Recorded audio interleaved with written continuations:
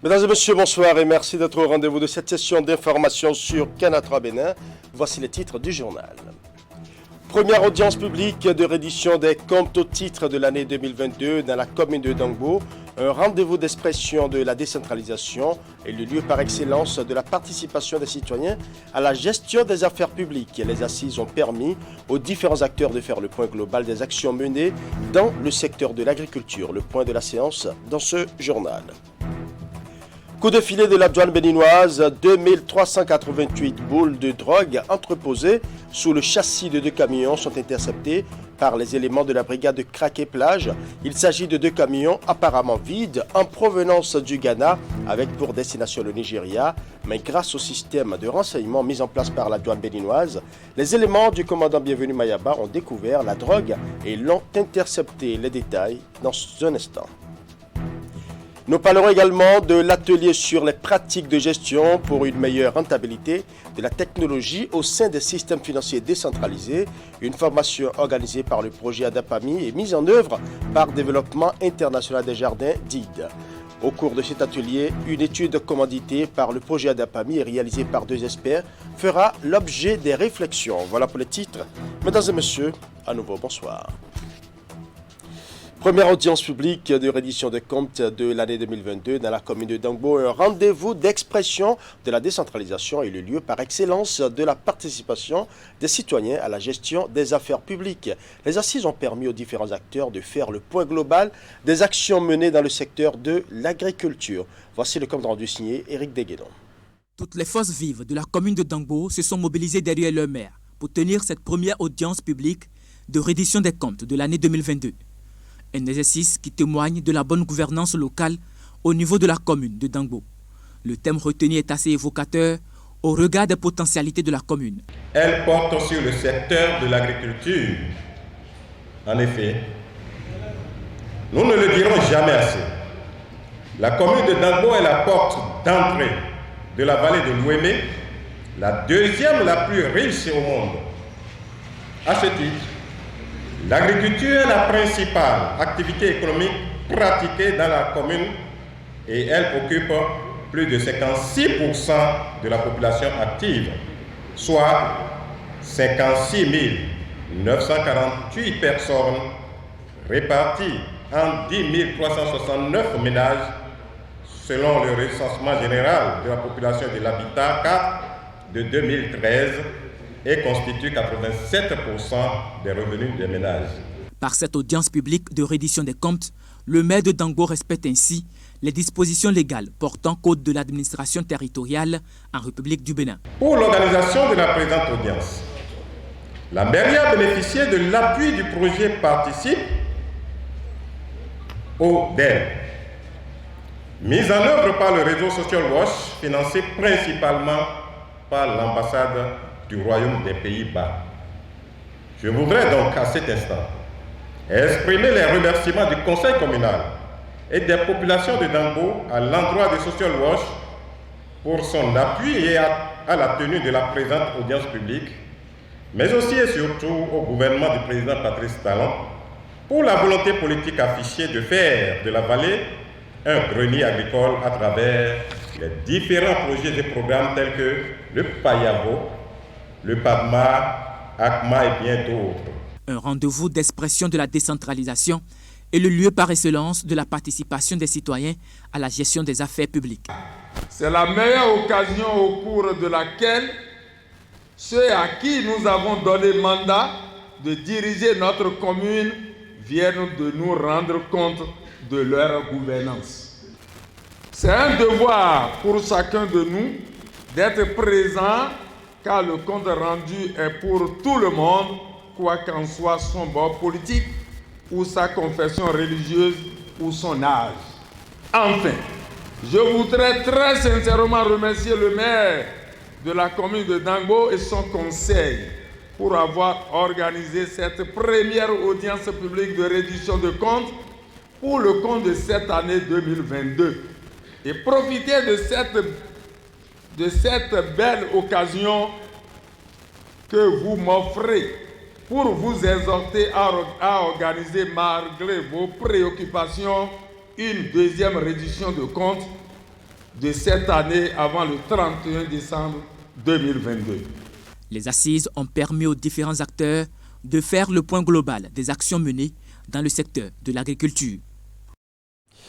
À quelques jours du lancement officiel des campagnes électorales pour les législatives de janvier 2023, la Haute Autorité de l'audiovisuel et de la communication rend publiques les conditions d'accès aux médias de masse du secteur public et privé. C'est la mouture finale d'un projet de décision qui a été présenté aux représentants des partis en compétition. C'était également l'occasion pour l'institution de régulation de procéder au tirage au sort des ordres de passage des partis politiques dans les médias retenus par la HAC. Voici le compte rendu signé Akime Husseini Seydou. Une trentaine d'articles sont contenus dans cette décision, objet de présentation aux représentants des partis politiques en lice. 7 au total, s'apprêtant à user de leur droit d'accès aux médias de masse dès le 23 décembre prochain. L'encadrement répond à un devoir constitutionnel et les dispositions de l'article 46 du Code électoral fondent sa justesse. Pour cette période et pour les différents acteurs, le président de la HAC annonce des innovations. Les innovations majeures de cette décision sont la liberté accordée aux organes de presse légaux de passer des contrats avec les partis politiques en lice de leur choix. C'est une fenêtre d'opportunité de communication. Et pour l'offre de législature, les populations pourront assister à des programmes débats ainsi que sont ici déclinés par le premier rapporteur de l'institution. Chaque parti politique en lice bénéficie par jour de 20 minutes de programme dénommé Parole aux partis politiques à raison de 10 minutes dans la matinée et 10 minutes dans la mi-journée. Ce programme peut prendre la forme d'un message ou d'un entretien. Il peut contenir des spots, des slogans, des chansons ou des clips vidéo de campagne réalisés aux frais du parti politique et validés par la Haute Autorité de l'audiovisuel et de la communication. 7 débats radio-télévisés de 90 minutes chacun en français sont organisés entre les partis politiques en lice. Les 10 débats seront enregistrés et montés dans les locaux de la télévision nationale ORTB. Lorsque le parti politique en lice n'utilise pas au cours de son intervention la totalité de son temps d'antenne, il ne saurait prétendre au report du reliquat. Article 26. La défaillance du parti politique en lice à l'enregistrement des messages entraîne pour le bénéficiaire la perte sans contrepartie de la tranche horaire qui lui a été allouée. Après ces instants de présentation des conditions d'organisation de la campagne médiatique, il s'en est suivi le tirage au sort des ordres de passage des partis politiques dans les médias retenus par la HAC. Moël Bénin ouvrira le bal, suivi du bloc républicain. Le MPL est positionné 3e, les démocrates 4e, la FCBE 5e, l'UDBN 6e et l'UPR 7e. Et justement, parlant des élections en Côte d'Ivoire qui abrite la 8e Assemblée générale biennale du réseau des structures de gestion électorale en Afrique de l'Ouest. Les travaux se déroulent à Grand-Bassam et portent sur la garantie de l'inviolabilité et l'intégrité des élections dans la sous-région. La rencontre a été essentiellement consacrée au bilan des activités à mi-mandat du comité de pilotage du RESAO et les priorités pour l'année 2023. Nous allons suivre. Élu pour un mandat de 2 ans, le comité de pilotage du réseau des structures de gestion électorale en Afrique de l'Ouest fait son bilan à mi-parcours. C'est à la faveur de sa 8e Assemblée générale biennale qui se tient ici à Grand-Bassam. Conduit par le président de la Commission électorale indépendante de la Côte d'Ivoire, le comité a déjà mené des activités conformément à sa feuille de route. On retiendra que le RESAO, qui est cette structure de l'Afrique de l'Ouest en charge des élections, a eu 3 grandes activités. Celle qui est relative au soutien et au partage d'expérience auprès des autres commissions électorales sœurs de l'espace CEDEAO. Ensuite, il y a ce qu'on appelle chez nous le renforcement des capacités.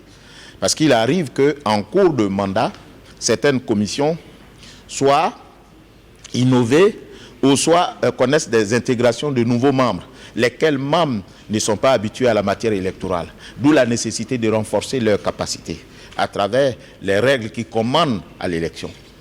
Et puis, le troisième aspect est celui qui a consisté à consolider, à travers un document qu'on appelle un rapport, toutes les expériences échangées qui constituent une sorte de bréviaire pour toutes les commissions électorales indépendantes.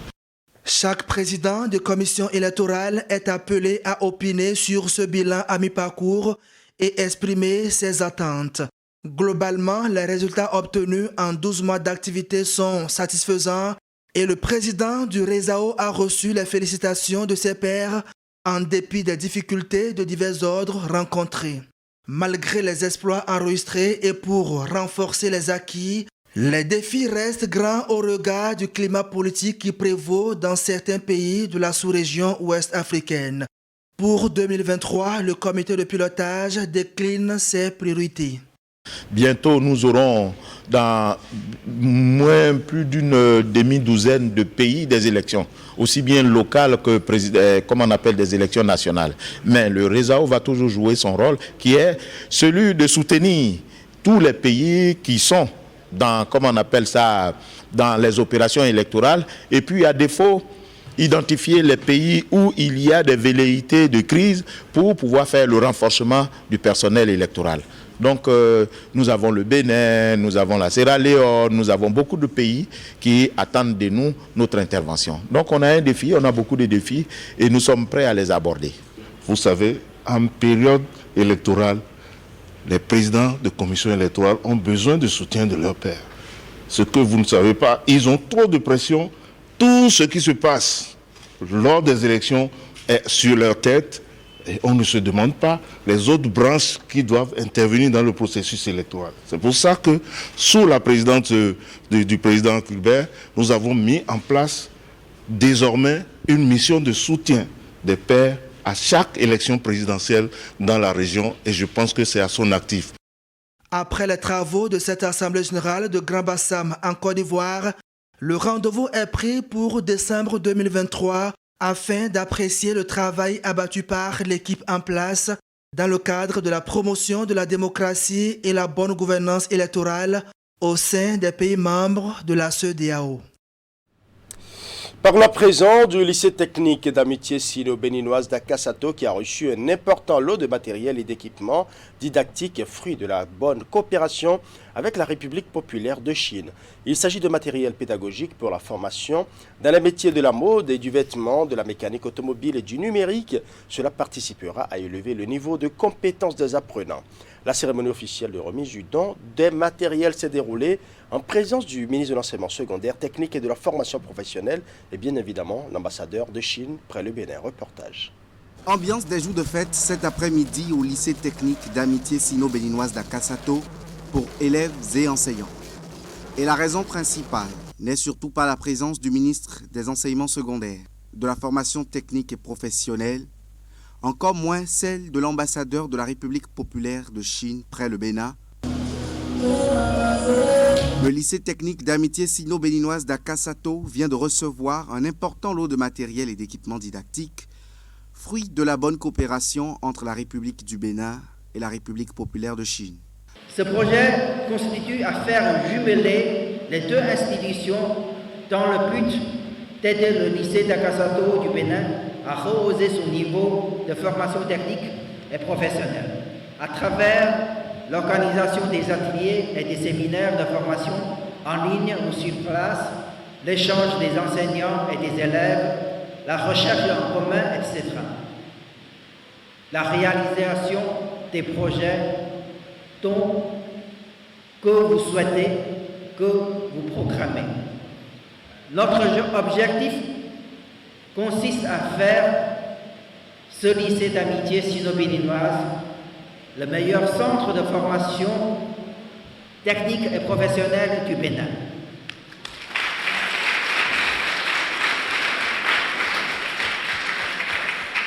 Quand je dis notre, c'est le ministre et moi, c'est aussi les deux gouvernements. Le lot est composé de plusieurs équipements, dont 2 véhicules pick-up.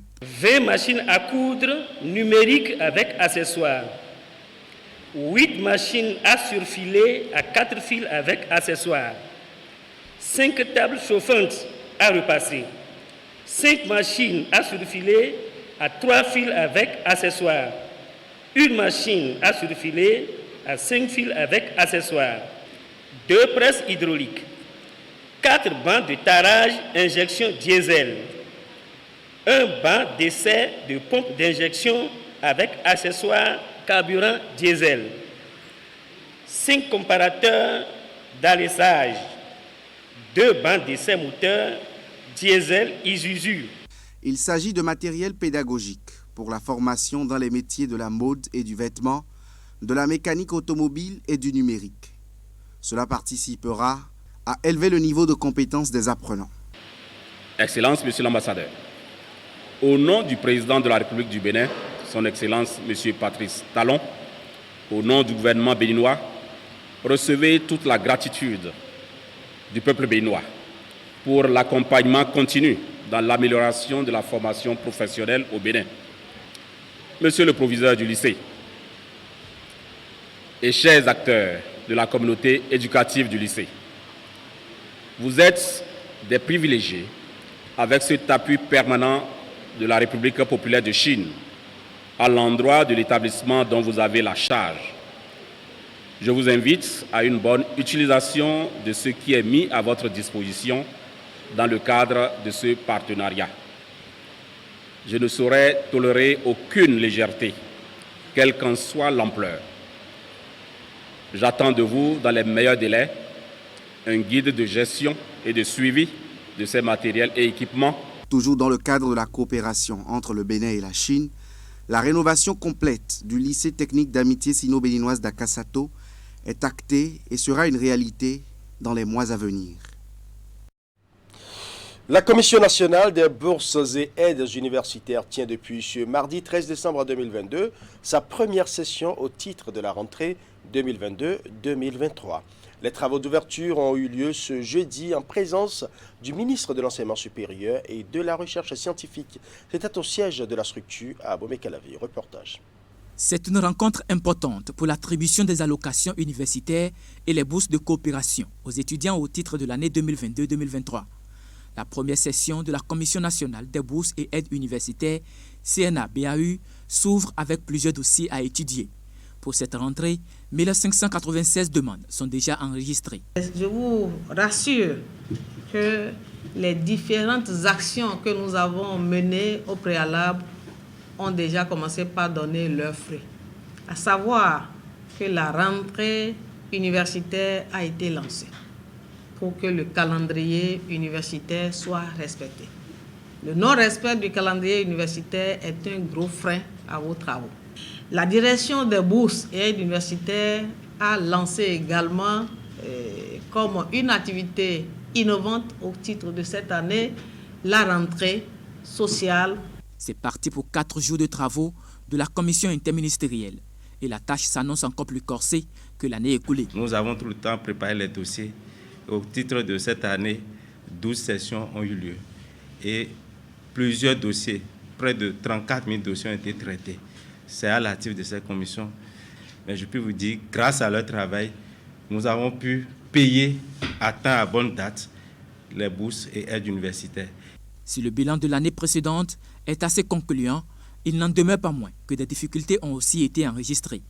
Dans sa présentation, la Commission a émis des recommandations pour améliorer davantage ses performances, lesquelles ont déjà comblé les responsables étudiants représentés à l'ouverture de la première session. Et je voudrais, au nom de tous les étudiants du Bénin, vous remercier et remercier l'équipe pour ce travail impeccable qu'ils abattent afin que la dynamique que vous impulsez puisse toujours donner ce que nous attendons.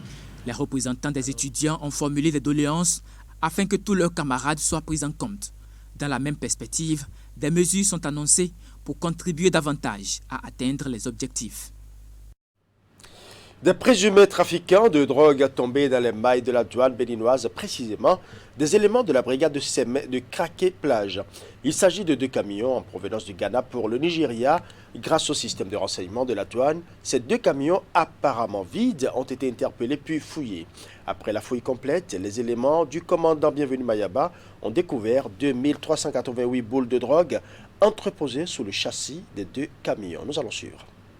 Un important lot de chanvre indien a résonné ici à la frontière de Sémé-Craqué et présenté à la presse ce mardi. Le fruit du professionnalisme et de l'intégrité des agents de la douane béninoise, notamment des éléments de la brigade douane Craqué Plage qui ont mené des enquêtes plus de 2 semaines durant. Après la fouille complète effectuée devant la police républicaine, le chef de la brigade et ses éléments dénombrent au total 2388 boules de ces produits pourtant prohibés. Effectivement, déférant aux instructions du directeur général des douanes, M. Alain Hinkati, nous avons mis en place un dispositif de contrôle et pour mettre à bien les renseignements que nous avons réunis.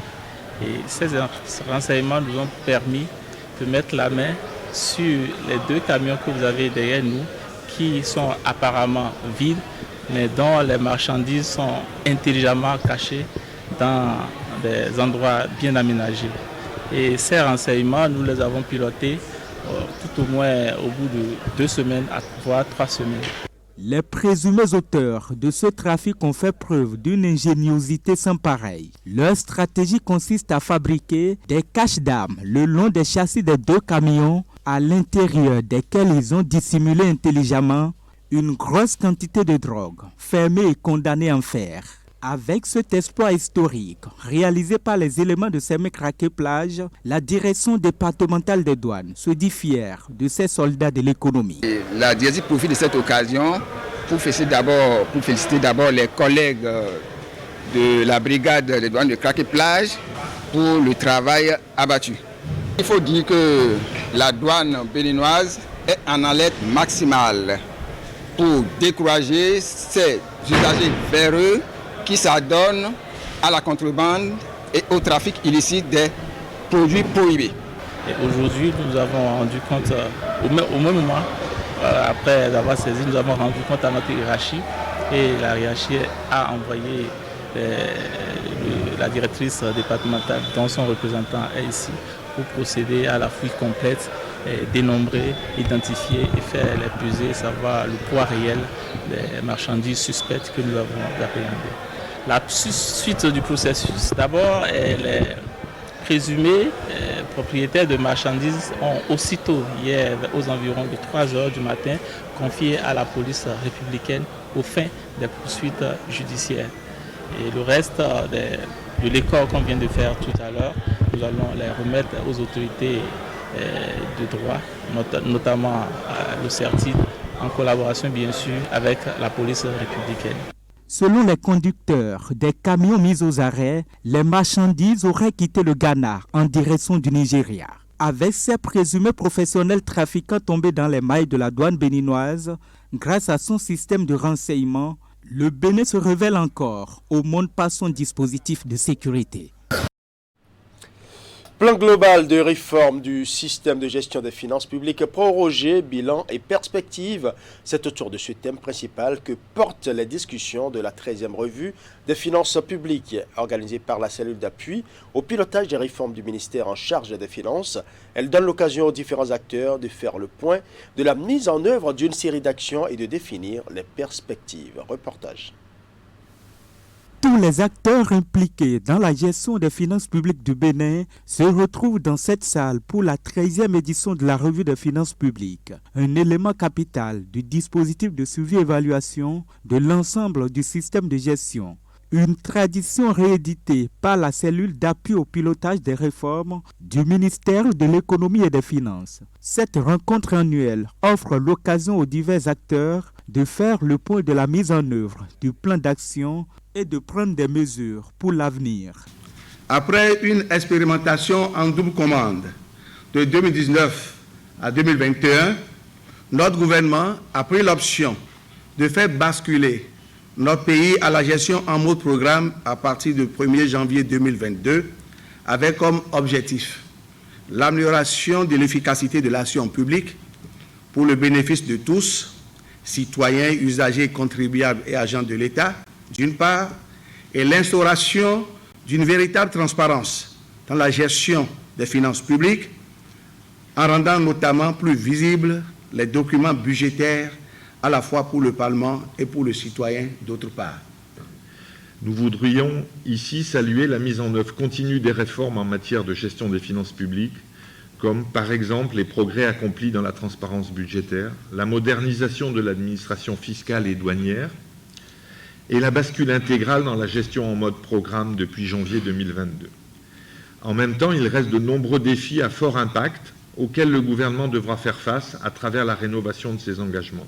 C'est pourquoi cette revue permet aux parties prenantes d'échanger en effet sur les choix opérés et des orientations retenues dans la conception des réformes des finances publiques. La marche du Bénin vers la gestion en mode programme, la mise en place d'un système intégré de gestion des finances publiques en sont des exemples concrets. Le représentant du ministre d'État à cette revue s'est réjoui des avancées notées.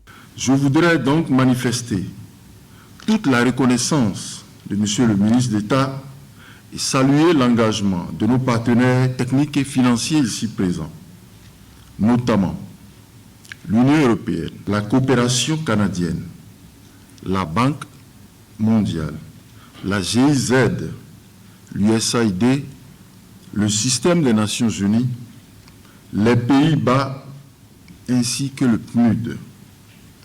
Les performances obtenues traduisent aussi l'efficacité du cadre institutionnel et organisationnel mis en place autour de notre cellule d'appui au pilotage des réformes, cellule qui a pris le relais de l'unité de gestion des réformes des finances publiques. Avec ces avancées notables dans la gestion des finances publiques du Bénin, de bonnes perspectives s'annoncent. Les acteurs ici présents auront donc à évaluer les différentes actions engagées en vue d'améliorer encore la performance de gestion des finances publiques du Bénin. Parlons à présent de l'atelier sur les pratiques de gestion pour une meilleure rentabilité de la technologie au sein des systèmes financiers décentralisés. Il est organisé par le projet Appui au développement, à la professionnalisation et à l'assainissement de la microfinance ADAPAMI, mise en œuvre par le développement international Desjardins. Au cours de cet atelier, une étude commanditée par le projet ADAPAMI et réalisée par 2 experts fera l'objet des réflexions. Les travaux sont lancés ce mercredi à Cotonou. Nous allons suivre. Les acteurs à divers niveaux des systèmes financiers décentralisés, SFD, sont ici à un atelier de partage d'expériences sur la rentabilité de la technologie dans les SFD. La réunion est organisée par le projet ADAPAMI, entendé appui au développement, à la professionnalisation et à l'assainissement de la microfinance, mise en œuvre par Développement international Desjardins, DID. Cet atelier sera sans doute le dernier de toute la série réalisée dans le cadre de notre intervention dans le domaine de la technologie et représente pour ADAPAMI une occasion de se questionner par rapport à certains défis identifiés et liés au virage technologique amorcé par les SFD depuis quelques années.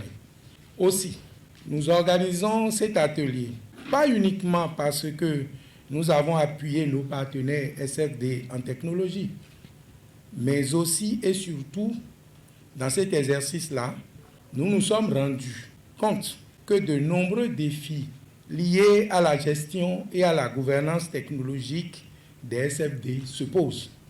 Au cours de l'atelier, il est donc question d'apprécier les résultats de l'étude commanditée par le projet ADAPAMI et réalisée par 2 experts concernant le lien entre la rentabilité des SFD et les investissements qui sont réalisés en matière technologique.